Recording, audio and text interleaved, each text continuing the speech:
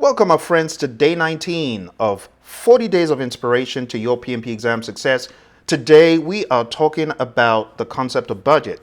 And incidentally, I have a non-budget quote for you. This quote is from William A. Foster. It reads, "Quality is never an accident. It is always the result of high intention, sincere effort, intelligent direction, and skillful execution. It represents the wise choice of many alternatives." Now, you could choose to do a shoddy job in your prep, but you've chosen to watch this video because you're taking your studying seriously. So I want to encourage you to keep doing what you're doing to uphold that high standard of quality in your studying. Close all the gaps. Don't let a day go by without closing the gaps. As you watch the videos below, I need you to keep grinding out those impediments. Make sure you level those impediments before you exam, all right?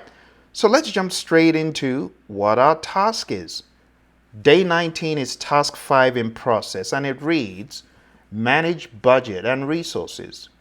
Determine the budget, anticipate future challenges by taking a look at those cost forecasts, plan and manage resources by taking a look specifically at the physical and human resources. So this is a double whammy. Just in case you didn't know, I know it's not very clear as we read this stuff, but I want to sensitize you to the fact that this day is not just about budget. It's two knowledge areas in one. You see, budget and resources. So what does that tell you? You got to pay attention to chapter 7 and chapter 9. You got to make sure you clean the plate with these. And that's exactly what I'm aiming to do when we get done today. By the time we get done, you should have a firm handle on budget, earned value, SPI, CPI, CV, SV, and you should understand the implication. Because you do know on the exam, they're not going to say SPI is this, CPI is this, what is EV? They typically don't do things like that. They just give you a simpler approach. SPI is 0.5. What does this mean?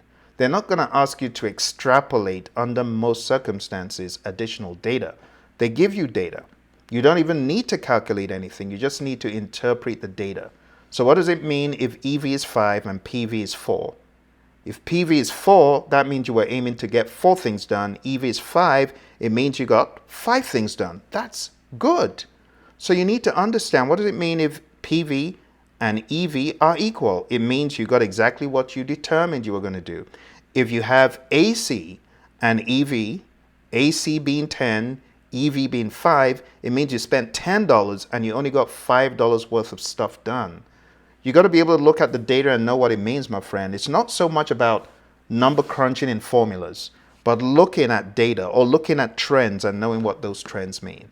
That's what's going to help you in this area on the exam. All right? Thank you, my friends. Hit like, subscribe, and I'll see you tomorrow.